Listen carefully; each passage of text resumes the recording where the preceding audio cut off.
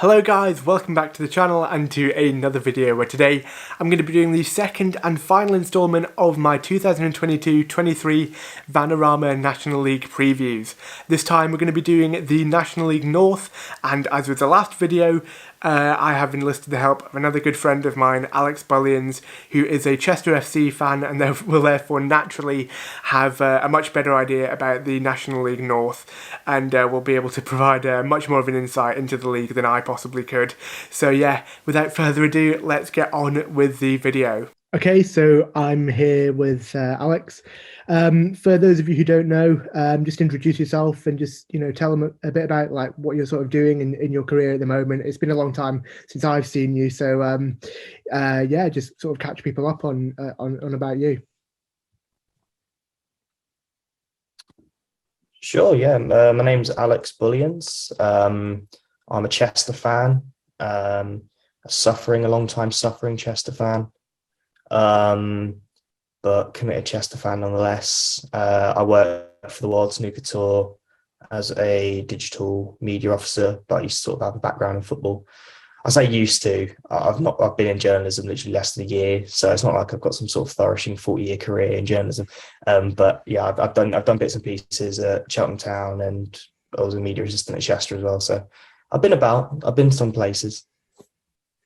So obviously today, you mentioned it there, Chester, but we're here to cover the National League North in general. And I'll start off with that. How's it going at Chester? How do you think you guys will do for the new season? Yeah, really good. I think the only way is up from last year. We really struggled last year. It was a season of instability. Just as the season was about to get underway, we had issues with COVID. Manager got COVID, players got COVID, manager got took seriously ill. Was all right in the end, luckily. In a footballing sense, it disrupted the start to our season. So everything was we were kind of playing catch up for the first few months of the year. And then eventually the form was just so bad that the burner Johnny got sacked in the end. And, it didn't go the way any of us wanted it to go. The fans were promised, success. We didn't get it. But, it is what it is. They've had such a faultless career so far that ultimately, if it was going to go wrong at any club, it was going to go wrong at Chester, because that's just what we like. We're a cursed club.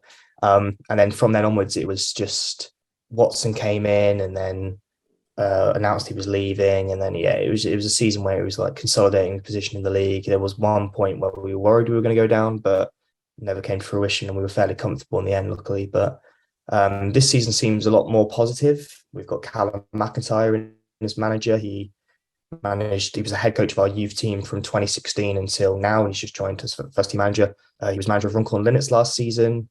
Really good runs in the cup and the trophy, and then it got to the playoffs in their league as well. So first time in the history, I believe, they got to the playoffs. So yeah, he did a very good job. He incorporated young players, a lot of whom came to Runcorn on loan from Chester, and he's taken a few back to Chester with him. I think he's the youngest manager of a professional club in England. So he's certainly unproven, and there's certainly a lot of eyes on him to see how he can do, given he is so young. I believe he's 28 or 29. So see a lot of years ahead and a very long career ahead. But some good signings. Just signed Kurt Willoughby. He's one I'm very excited about. Former Clitheroe player who my team. So yeah. There we go. Well, hopefully you've got some nice words to say about him. I've seen a lot of nice words about him. Especially from York fans. York fans rate him very highly. But we're training full time now. We're training mornings. I think since we've been relegated from the National League, this is probably the most prepared and ready we've been to come back up. But it's one of those where if it doesn't happen this season, I'm not too fussed, because it's very much a long-term project. We've got a young manager, we've got a young squad, and we want to be challenging for playoffs really at the minimum. But if we don't, then I'm not going to be too rash and say I'll get rid of the manager or whatever, because I think that would be too premature. So do you think it's fair to say it could be the season before the big push, essentially? I think so, yeah. I describe it as sort of like transition. The first season we came down to the National League North, it was like we didn't get playoffs, but we played well in that season, and we had some game. We got thrashed 8-1 at Blythe, and we had performances like that where it was like there was still like elements of last season, still like the season before, still shining through. But It was a season of transition in the sense that we had new managers, new squad. We'd nearly gone out of business, new league, everything. This isn't as severe. We're clearly financially stable as it is, but it's transition in the sense that it is new manager, it is new team, it is a fresh start, a very youthful looking sort of fresh start, but one that's quite refreshing to see. I like when we do things that are unproven, even though it's not exactly a recipe for success all of the time. There is no expectation, there's no pressure, and in my opinion, I think that's a good thing for us going forward, really, because then I think when there's no pressure on us is when we actually succeed. So in terms of an actual position, could I push you for where do you think Chester will actually finish the season? I know it's early days, but I mean, we've recruited well. I mean, pre-season is always a tough indicator. We're getting results. It's nothing too convincing in terms of, like, we just played Atherton Collieries, beaten 1-0. We beat Runcorn Lennox 1-0. We beat Whitchurch 2-0. Defending, like, our problem last season was defending. I think we actually scored the third or fourth most amount of goals in the league last season, but we come 16th. But our problem was our defending. We scored the fourth most amount of goals, whatever it was, but we ended with a negative goal difference because our defending was so poor. But we look so more at the back this season. So I think that's a really positive thing. And ultimately, it was always going to be a case of goal scoring is not an issue. If we can fix that up, then we'll be looking at playoffs. I said seventh. Someone asked me my prediction the other day, and I said seventh. I think that's a combination of. I'm not going to be like over optimistic and say, "Oh, we'll win the league, we'll finish third, whatever." But it's more a case of, I think we'll get playoffs, but if we don't, but we're there or thereabouts, and we make a good account of ourselves, I'm not going to be too fussed. So I'll go for the lowest option we can in terms of playoffs, which is seventh. And for your expectations, and it's only good from there, I guess. So I mean, that's probably the lowest a lot of fans will be happy with, because a lot of our fan bases, and rightfully so, they can be quite impatient. We want to be back in the National League, we want to be aiming higher, but I think we've got to be realistic in that it's a bit of a long-term plan, and hopefully people aren't too reactive if we get a few results that don't go our way. So if you do end up finishing outside of the playoffs, what sort of teams do you reckon will be sort of in and around and like pipping you to those playoff spots? Is there anyone that you've sort of earmarked as potential being at that level of the table next season? I think Fard will win the league. I'm surprised Fard, I mean, for their standards, definitely underperformed last year, but I think they'll win the league. I think Kidderminster, you've got to be talking about Kidderminster getting into the playoffs, if not challenging for the league. I think Buxton's a team that I've read like bookies odds and stuff, and I think people who know non-league quite well know that Buxton, there's a really, really positive project going on there. Their promotion last season came as a surprise to absolutely nobody. They've got a lot of money, and they're using it wisely, and fair play to them. And a lot of sort of the bookies odds don't seem to recognise this. They've got them sort of finishing mid-table to lower mid-table and challenging the top 7. Definitely, I can see them being up there. I think you'll have your usual suspects. Chorley will probably be there or thereabouts.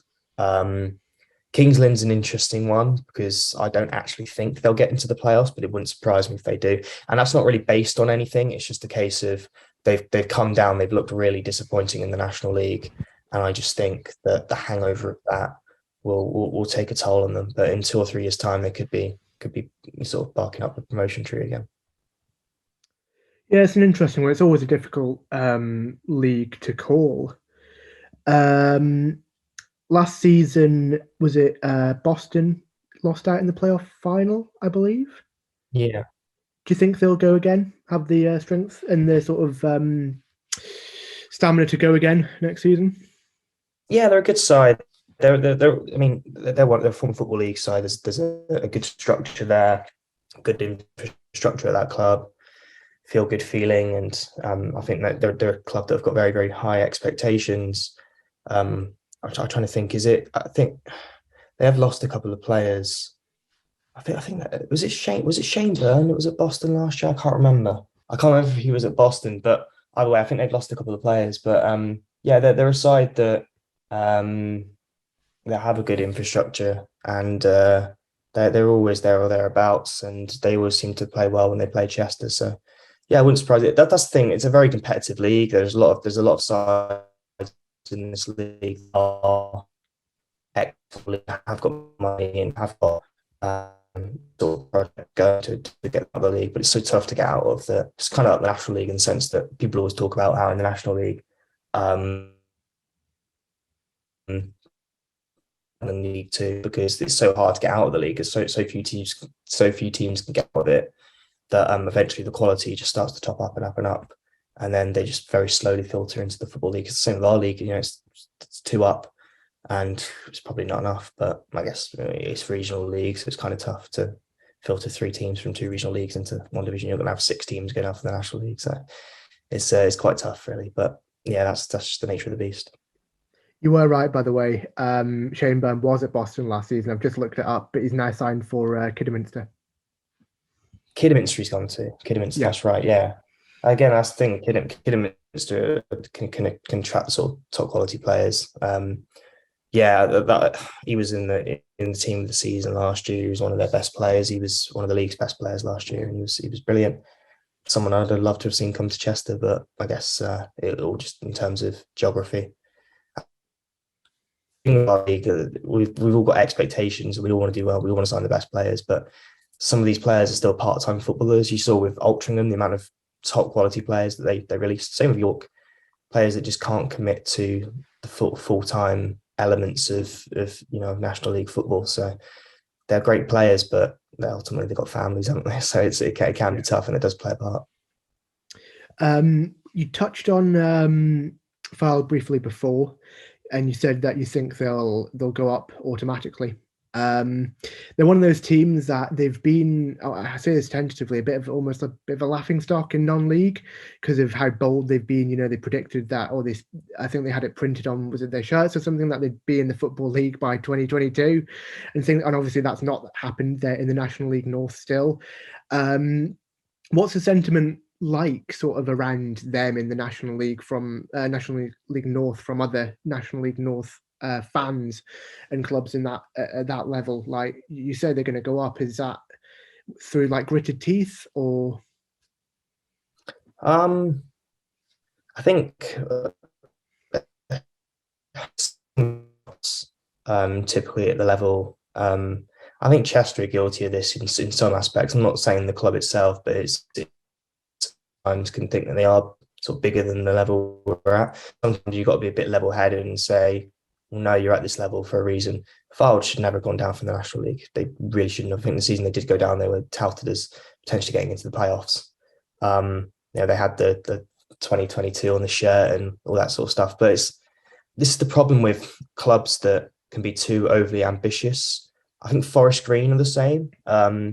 Forest Green, like, fair play to them getting up to League One from sort of, they were in the roots of non-league at one point, and now they're up into League One. It's incredible, but they've got like the stars on their shirts that they're sort of filling in, and it's like, I appreciate the ambition, I really do, but I think it's very cocky. I don't think it's a good look.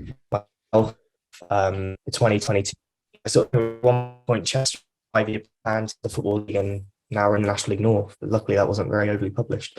Otherwise, we'd be getting ridiculed for it. But this is the thing, that you can plan things all you want, but ultimately, if you can't perform, much pressure on yourself. I think in our leagues, the laughing stock, I think they're just the laughing stock really amongst non-league football in general. I'm not saying necessarily from any particular set of fans, but it's just the way they go about operations. And I mean, you've seen their club statements; they speak for themselves.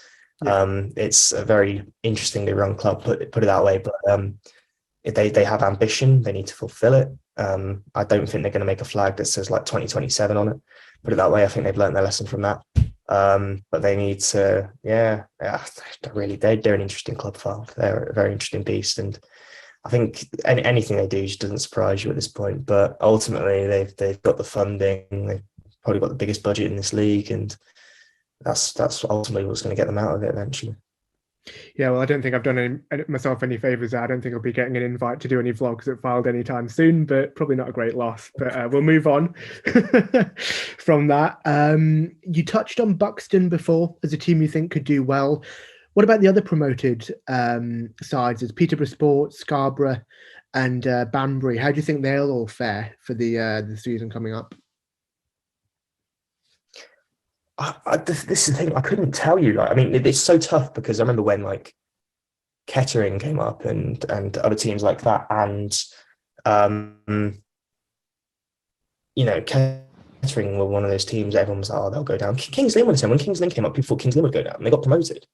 So you really can't. With Buxton, there's kind of more of an indication because they've made a mark on non-league and people are talking about them. People know they've got money. But teams like Banbury's, like one in particular, like I've seen people predict them to go down. But how do you know that? Like, there's plenty of teams in our league that I don't think are good enough to be at this level. Blythe is one of them.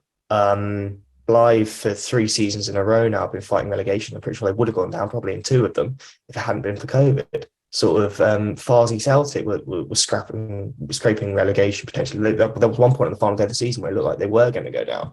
And eventually Guiseley didn't win. I can't remember how it went down in the end, but Guiseley didn't win their game or something. And then Farsley stayed up. There's plenty of teams in our league, and it's 4 down now as well. So there's so many. Curzon Ashton, another team that are in trouble, potentially Leamington. I don't think Leamington will go down, but you know, there's a load of teams that are in or around the relegation zone.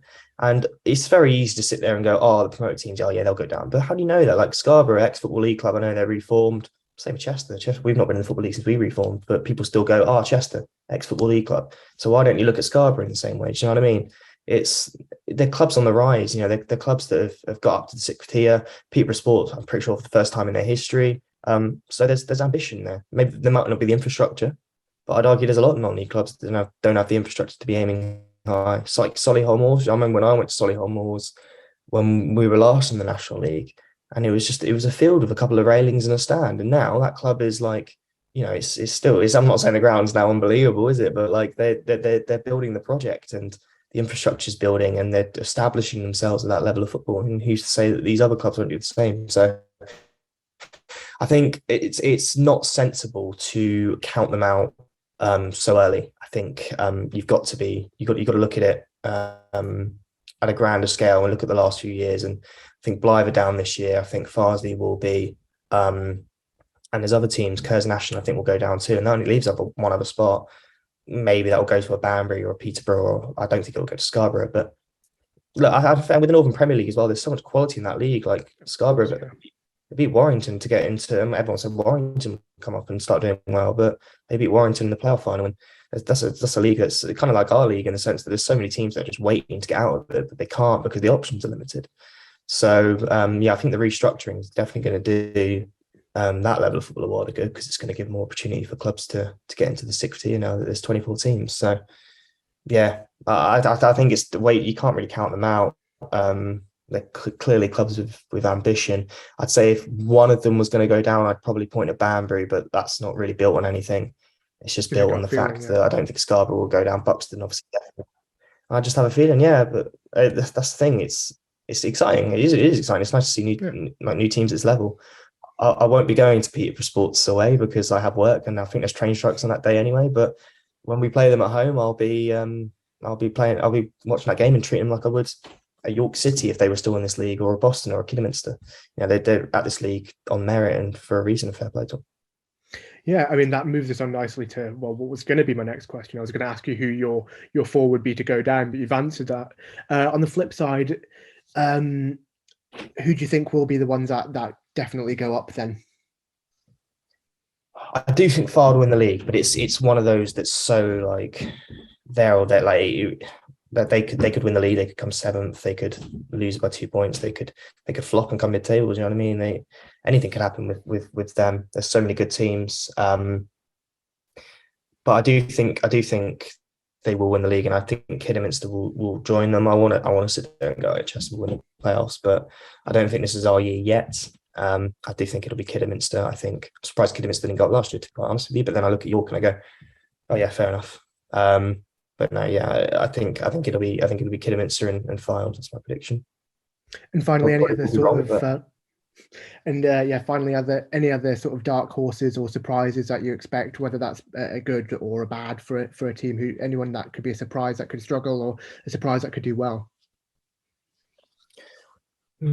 I think maybe like a Peterborough again. Like Peterborough, the way that they are and sort of the project that's there reminds me of Kettering a lot in the sense that they come up and people thought that they would struggle, and then they started to get results and establish themselves. So I'd say Peterborough Sports probably a dark horse. I don't think Leamington will have as bad a season as everyone is saying that they will.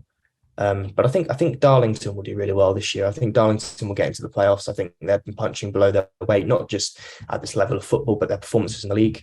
I think it's about time that they not just got into the playoffs, but had a good run, potentially get to the final. Yeah, I think Darlington will be up there this year for sure. I believe they've still got David Wheater, haven't they, as well, who's a ridiculous talent for this level. So I think so. Yeah. They do the boost the budget, which what Chester do, but they've raised more money than us this year. They've raised, I think, it's something like 120,000 or something like that, which is an outrageous money. Probably more than that. You'll get people in your comments going, "Oh, no, it's actually 135,174." But honestly, it's an amazing effort. They got a very low, excuse me, they got a very loyal fan base. I wish they were still at the Darlington Arena, but that'd be a fun away. Would be brilliant. Well, yeah, Alex, thank you for taking the time to come on and do these predictions. I've done a video previously with Lewis, who you'll remember from the local team talk days, and I said then these predictions could look terrible, and we could end up with egg on our face in 9 months' time, or we could look like geniuses. So who knows? I'm sure people will come back and revisit this to mock me in about a year's time. But thank you for coming on, and all the best to you and to Chester for the upcoming season. I know you're not as you weren't particularly optimistic about playoffs, but I hope they can go up this season, and it'll be a good season for you guys. Thank you very much, and fingers crossed. Thank you for having me. So guys, there you have it. That was my preview for the upcoming 2022-23 Vanarama National League North. I really hope you enjoyed, and also a huge thank you goes to Alex for coming on the channel and providing his expert insight into not only his team Chester, but also the other teams that we covered in the video as well. Thank you so much for watching these preview videos. If you want to see me cover any other leagues, do let me know down in the comments, and also let me know in the comments what you thought of the predictions themselves in the video. Do you think we've got them spot on, or do you think we'll look a bit stupid in 9 months' time when the season finishes? But yeah, a huge thank you as well for watching the video. Please do not forget to like and also subscribe to the channel with notifications turned on so you never miss an upload. And yeah guys, I'll see you in the next one. Bye.